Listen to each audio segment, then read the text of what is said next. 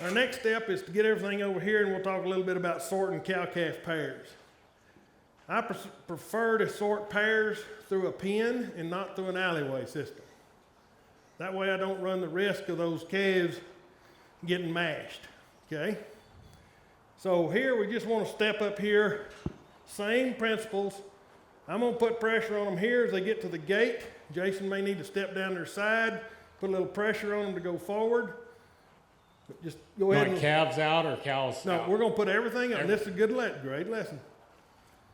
To do this, it always works better to take everything to one side and let the cows back, okay?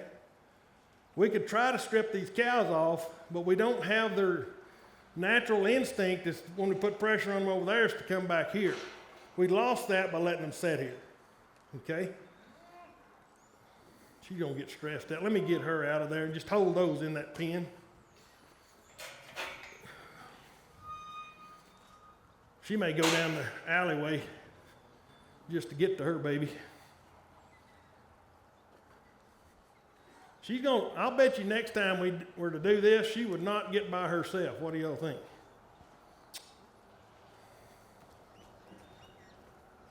That puts a little stress on them when they do that.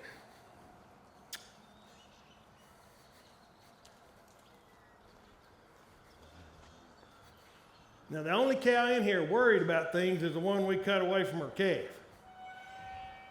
So, up until this point, everything's been fine. You know that old joke, the kid didn't talk till he was 4 or 5 years old? Said his milk was warm or something. Well, you hadn't said anything in 4 years. Everything's been fine up till now. All right, here's the deal. We're going to let the cows come back around. We'll hold the calves. And so part of this, we got to set this up. We're going to turn these little calves back. I'm going to try to send this cow forward. We're going to step up and try to slow them down. Now the cows are going to come out quicker than the calves.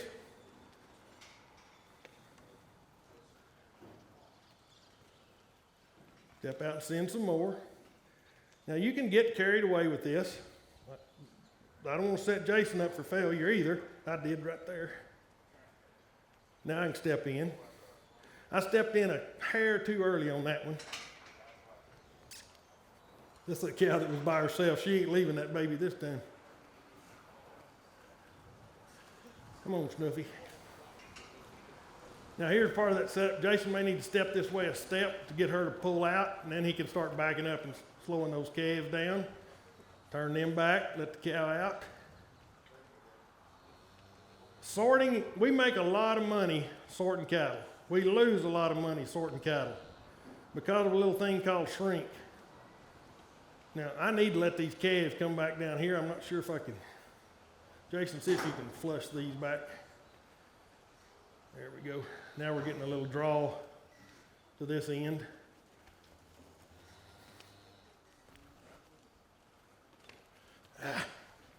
My bad. I'm behind on her. I got to figure out where her buttons are. There she goes.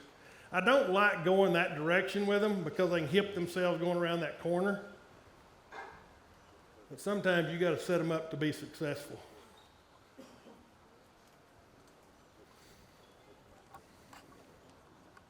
Now, if I wasn't back here, this would have worked better. Be honest, because them calves would have had a place to go. So this is where working together and having more people involved may not be a good thing, but I've kept them calves from going back over here and settling, which is not what I wanted to do. So I just now realize how much I'd messed this up.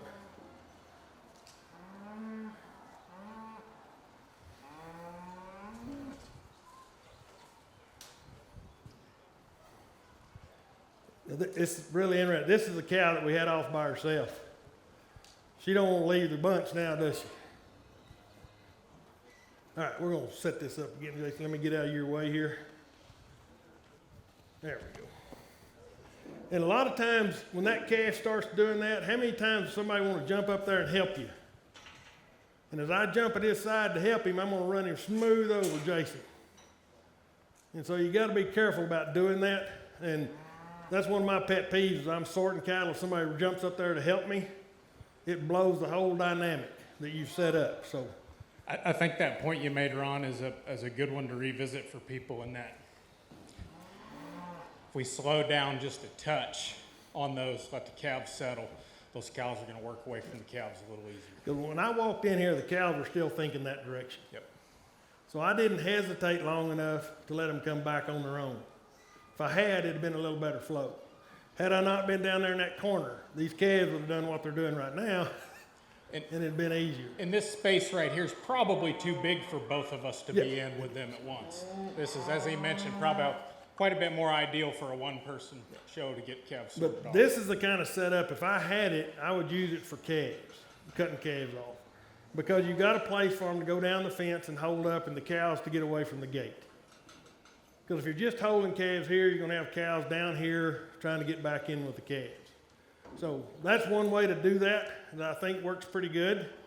And you can sort in an alleyway, but to me, you run the risk of getting some calves trampled in the alley, particularly if we put too many in the alleyway.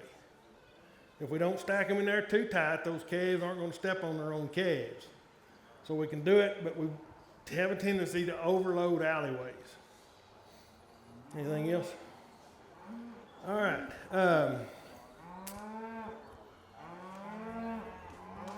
This one of them deals, I'm not real sure what I want to do. If we kick these calves out, these cows are going to act different. And so we may run the cows through with the calves in here. Just let them circle back over here, just a practice run. Hey, before we do that, I think that brings up a good point, Ron, is I see this a lot of times, and I see it more often with people moving or working small groups of cattle than I do with big groups of cattle. We're most of the way through, we've got a couple left. Those that were working through the chute can see the group that they're filling into, and they can see them start to leave. Sets us up for failure with those that we're getting ready to work because they're ready to be with the rest of them. The same concept of that Ron showed before of cattle drawing cattle in their direction. They want to go with them, and we can run into some problems because of that. Now, the other thing, somebody accused me yesterday of being Mr. Bud Box. I don't care if you have a bud box or a tub or a V-shaped forcing pen. The concepts are all the same. The thing I like about a bud box, you can set it up pretty quick, pretty easy out of portable panels, and cattle work pretty good through it. But a sweep system that's designed properly has at least a 270-degree turnaround. What does a bud box have? Basically 360, right? So you're trying to mimic the same things. Anybody have them old V-shaped forcing pins? They're all over Texas, but South Texas in particular. But used to, we'd put cattle in there and just scream and holler and hot shot till something squirted out the front. If you've got one of them, work from the V and draw those cattle past you out of that forcing box. Don't push from the back, okay? Because that just, as more you push, what have we been doing? Every time I push on the back of them, I want them to come to me. So if you put them in a sweep tub or a forcing tub and push on them, they're all going to turn around. What's the biggest complaint about a sweep system? They get in there and turn around, but we're back there pushing on that gate, drawing their attention away from where we want them to go. That's the good thing about a bud box. It positions you to where those cattle are looking where they need to go. All right. When we start this, Jason, we'll put those calves up in this corner. Okay. Because it's probably hang those cows up in the box if You you're not okay with careful. me draping? If you've got one, get after it. If they get mixed up, it's no big deal anyway. All right. We did this 2 years ago. How many of you are familiar with a bud box? Most of you are? Okay. We'll give you a little bit of short lesson for those that aren't. But a bud box is nothing more than a rectangular pin at the end of an alley or direction to go. You send cattle into it, ideally they would come to this end, circle away from you, come down this outside, and come back around and down that alleyway. Now, I walk that circle. Don't do what I did. Because what you want to do is come in here and put enough pressure on them that they'll turn and come by you. So everything we're doing is trying to teach these cattle to come by us. While Ron's doing that, one of the things, he and I actually discussed this earlier, we can run into situations with the bud box being set up to where this alleyway is too long. And when this alleyway that they have to come back that they're using to circle around, we can't effectively do what he just mentioned. We actually have to come get the cattle to push them. And it makes the bud box not work the way it was intended to work. Can't get this pin in there. The reason I'm worrying about this, will that go in there anywhere?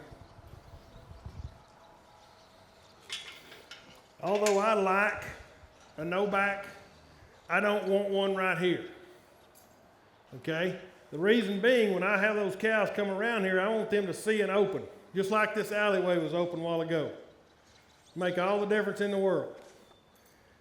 Now, if that's that's all you've got, great. I like a sliding door back here or a gate that you can open. Very obvious it's a place for them to go. Okay? So we're going to leave that open, particularly for this training exercise.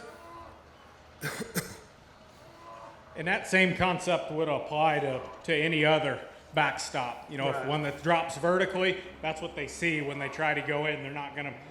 You're gonna have to entice them substantially to be able to convince them to move down it. Now here I'm going to have to put enough pressure, and here's where I can add a little sound. That increases my pressure.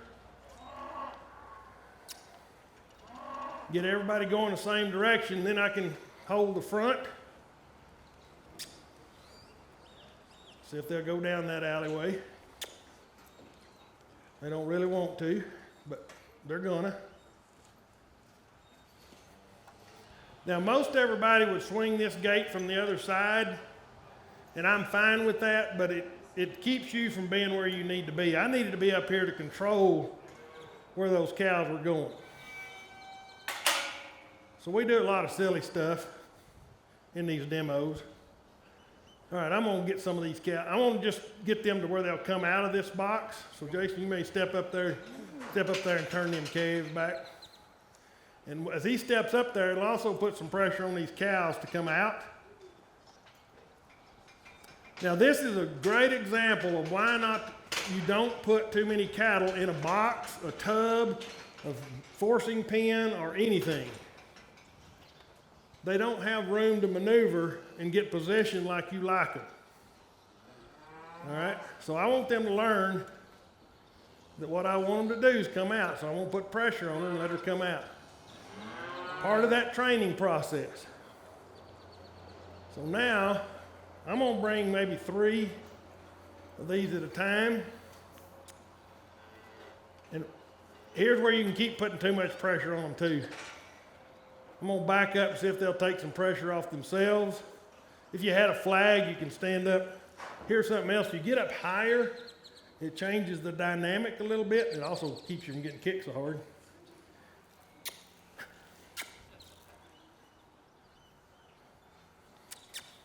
If you had black cows, y'all are all going, don't do that, don't do that.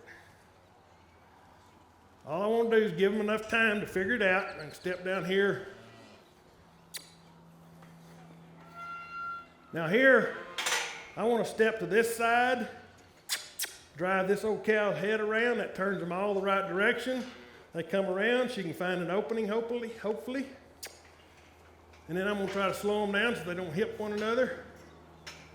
Now Jason can step up their side and send them down if they stall, but I want to let them learn to go through this system.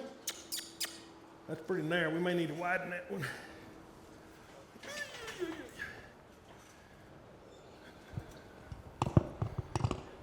This is where that no back would have been nice.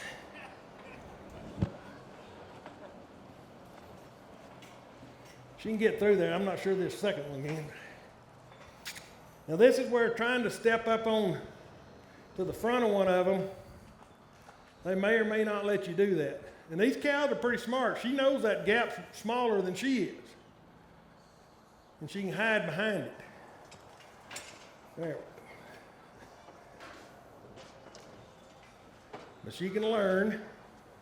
We actually had looked at this, thought it was wide enough, and I messed up. Let's see if we can let that out a little bit, Jason. You either need you a no back or a fat boy in the back like me. but I wouldn't recommend that to be a day-long exercise. That's where, if you're doing this and training cattle, have it opened up where they can get through with no issues whatsoever.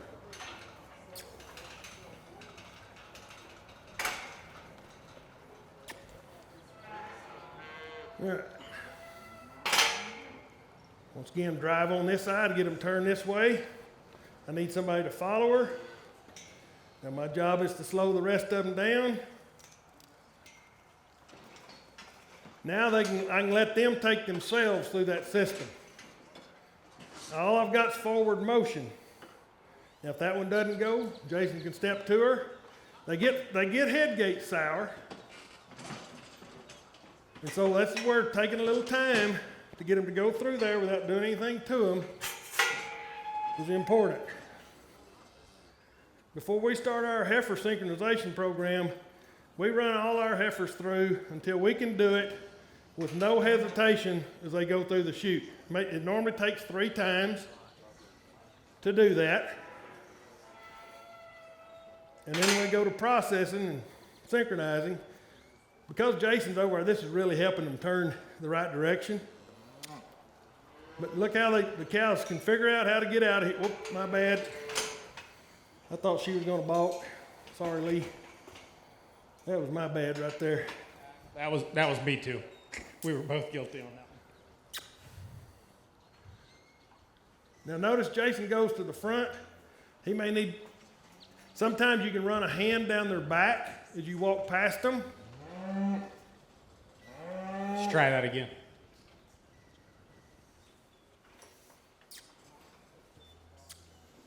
Notice as he run his hand down her back, she gave to it and got that kink out of her back and walked off.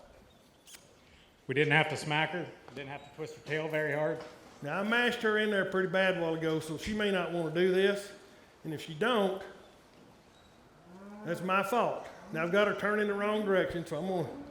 Some of it's I've got to get out of the way too. I'm gonna see if I can push her. We're gonna start over, dear. That was my bad. Now see how bad experiences play in this deal.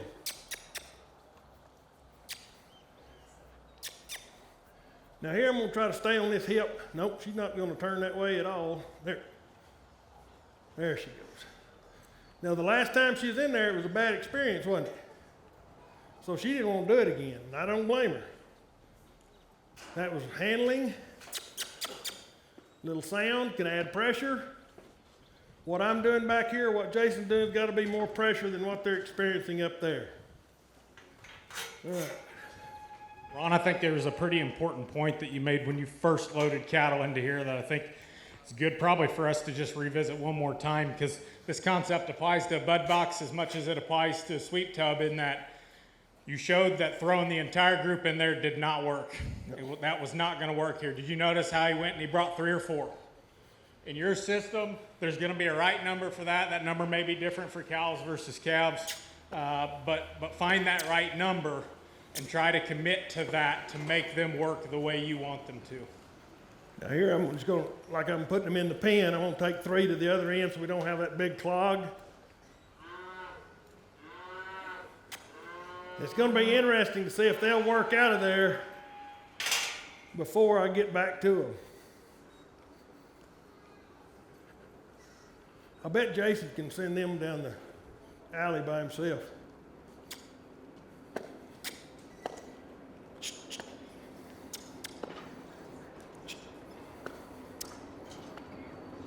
Hard work, hard work. But you know, we work the bud box from the inside a lot, but we don't have to. We can work it from either side.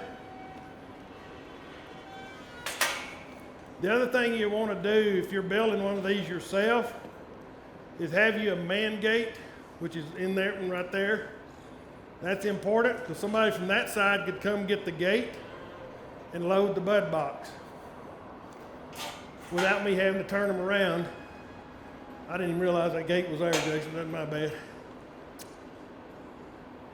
But notice how the cows already figured this out, right?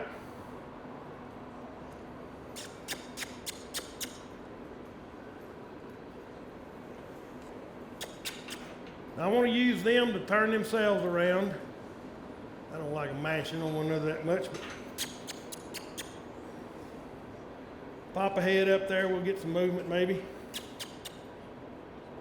I moved my foot and I shouldn't have. You old hussy, get up there. Now here's where a flag or a paddle could come in handy. These old gals just got their head down and not wanting to do anything. Remember, that flag is to actually wave the flag, pop the flag, not to be used as a whip. If you want it to be as effective Now as watch as I possible. take pressure off. I was in here, just kept my pressure on. I stepped out and they all turned around. So it was me, not them. And here's a good lesson. If they're not working, it's always you. Just keep that in mind. If it's not working right, it's something you're doing. What would have prevented that problem would have been for me to walk through the gate and open the gate up for him.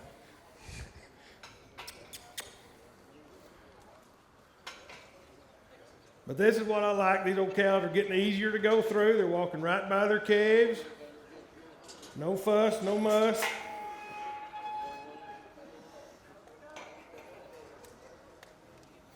But this whole keeping pressure on them, a lot of times we get right here and we go to banging on them. Unnecessary. Take pressure off, they'll go where you want to go. That was my bad.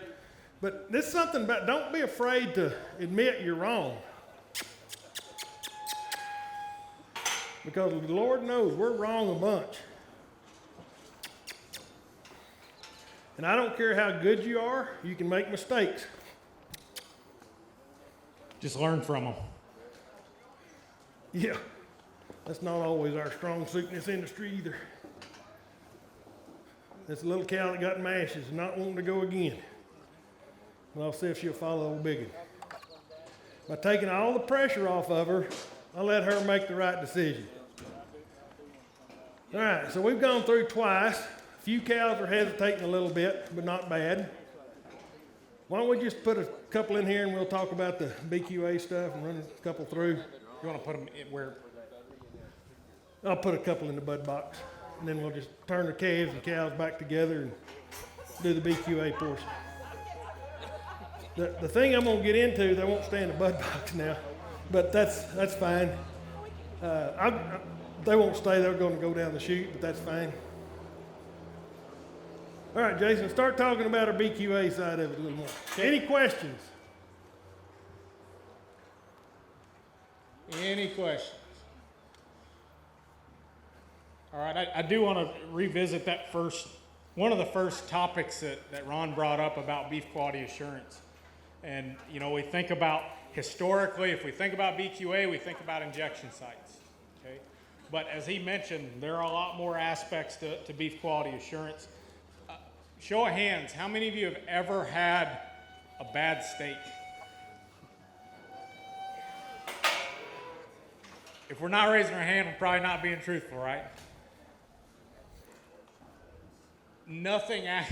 Very few things aggravate me as much as having a poor eating experience with beef. But one of the things we've got to keep in mind to not just maintain demand for beef, but improve demand for beef and increase it, is it has to result in a more enjoyable eating experience than our other animal protein options. It's got to happen, because if not, it's going to get beaten by cost. Okay, so people are going to buy beef because they enjoy it. We all eat beef for a lot of other reasons, right? But the average consumer, they've got to want to eat beef, and they've got to want to be willing to pay more for beef. So any experience that they have that results in a poor or just maybe even not a great eating experience works against us in that regard. So if we want to think about long-term changes, that's something we really need to be focused on. And we can talk about different sectors of the industry. We all have to work together on this. This is not just an issue at the cow-calf level, or a concept that needs to be applied at the cow-calf level, not just at the stocker level, not just at the feed yard level. Things that happen early on at the cow-calf level, some of those things may last for the remainder of that animal's life.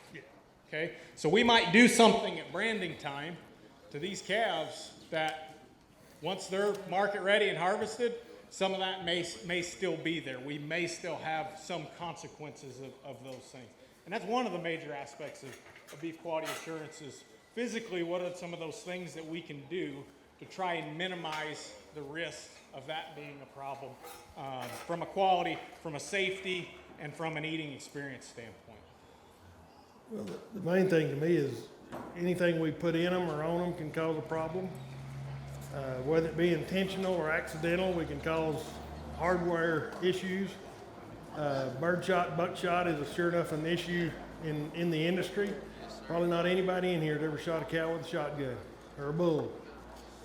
But somebody does. In fact, it's actually an increasing problem. And I think it's in part because of poor stockmanship or aggravation at the neighbor's bull, one or the other. And I understand both, okay? But regardless, that is an unacceptable thing to do to livestock, is to shoot them with a gun, because there is no way we can justify that to the general public. And so, ever bitten down into a burger and bit into a little piece of bone? Yeah. Imagine if that was birdshot or buckshot. Birdshot or buckshot. And you're not tied to the beef industry, you're just eating it as a consumer. That's a huge, huge problem. And it's very difficult for us to find those things. And I think, I said this last time I was here, but HEB, grocery store around a lot of the state, we were having a meeting like this and talking about birdshot and buckshot, and a lot of the people were kind of chuckling about it. And he said, "Can I say something?" So it's sure. He said, for every pellet that a HEB customer found in their food, it cost HEB $85,000 for every pellet. Now it's up to about $165,000 per pellet.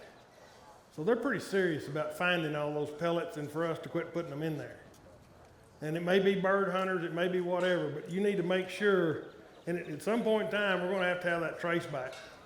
Most of the auction markets won't let them trace it back to the person. They'll try to deal with that person on their own. But at some point in time, that trace back is going to come back to that person. And right now, the packers are asking for remuneration for any of those carcasses that get that far. Pros and cons on that, but once again, it's an issue we got to deal with. You mentioned that anything that we do, basically from a production management standpoint, has the potential to result in a risk from a BQA standpoint. I think the thing we need to keep in mind about that is that shouldn't be an excuse not to do some of those things. That should be a reason to do them correctly. Yeah. And the one thing that really comes to mind for me is, if we think about pharmaceutical products, read the label. Read the label, use the product in adherence to the label. I can't think of many pharmaceutical products that their labels have not evolved to include some aspects of beef quality assurance guidelines. Yeah. The pharmaceutical industry has been excellent in terms of getting on board to try and ensure that those products can be administered in a way that helps to ensure beef quality.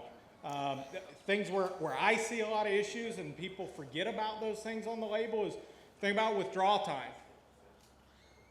You typically expect an antibiotic to have a withdrawal time, right? What about our vaccines? What about our dewormers? Those are actually two products that arguably in most situations, or in a lot of situations, will have as long, if not a longer withdrawal time, to where that residue either clears that animal or gets down to a level to where it would not be expected to be at risk from a human safety or health standpoint. They tend to be, or as long, if not longer. Yeah. Vaccines can be eye-opening to some people when you really start reading that entire label. Think some products that we may have a 60-day or more withdrawal time. Yeah. All right. Andy asked if they could do the drawing for the feeder.